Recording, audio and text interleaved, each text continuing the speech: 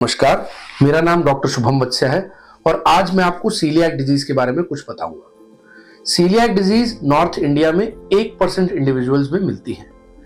ये जनरली जो गेहूं होता है उसका एक पदार्थ होता है ग्लूटेन, उससे सेंसिटिविटी या हाइपर सेंसिटिविटी या एलर्जी मानी जाती है। कुछ लोगों में जो जेनेटिकली ससेप्टेबल होते हैं, मतलब उनमें कुछ ऐसी जीन्स हैं जिसकी वजह से सीलियाक डिजीज होती है। जब वो गेहूं खाते हैं तो हमारे कुछ इम्यूनिटी के सेल्स उस गेहूं को जब बॉडी के सामने लाते हैं तो बॉडी कुछ एंटीबॉडीज बनाती है।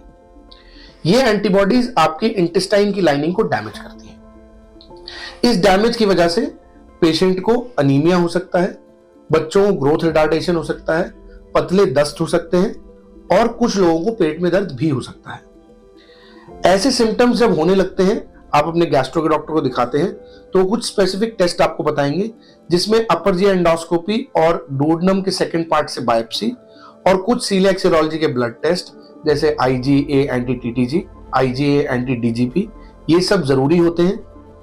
इनमें आपका डायग्नोसिस बन सकता है और अगर आपका डायग्नोसिस बनता है उसके बाद अगर आप ग्लूटेन फ्री डाइट मेंटेन करते हैं, आपका 2 से 3 महीने में सारे सिम्टम्स गायब हो सकते हैं।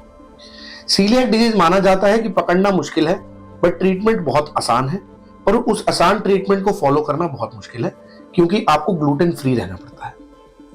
सीलियाक डिजीज के पेशेंट अगर ग्लूटेन खाते रहें तो 10 से 15 से 20 साल बाद उनको कुछ मेजर कॉम्प्लिकेशन हो सकती हैं जो लाइफ थ्रेटनिंग होती हैं। इसीलिए सीलियाक डिजीज को सही टाइम पे पकड़ना, सही टाइम पे डायग्नोज करना और पेशेंट को जिम्मेदारी से ग्लूटेन नहीं खाना बहुत जरूरी है। आपके गैस्ट्रो के डॉक्टर इसमें आपकी मदद करेंगे। अगर आपको कभी भी डाउट हो तो इससे रिलेटेड आप अपने स्पेसिफिक गैस्ट्रो डॉक्टर से मिलें। धन्यवाद।